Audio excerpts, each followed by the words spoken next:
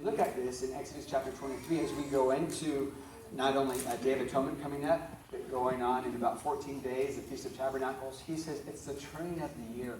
It's the going out of the year. So as I begin to conclude, Yom Teruah is the first appointed time that occurs in the fall. It's also the only appointed time that occurs during the first day of the month. There's a biblical connection and a reminder calling us back to the word, which is teshuvah. It means to repent, to turn back, to make a 180. Today we're going to rest. Hopefully we're going to make a loud noise in just a few moments right here as we sing. And a loud noise, yes, can be a shout, but it's also associated with the shofar and the sound of the trumpet. And that loud noise is correlated with joy and praise back to our Creator.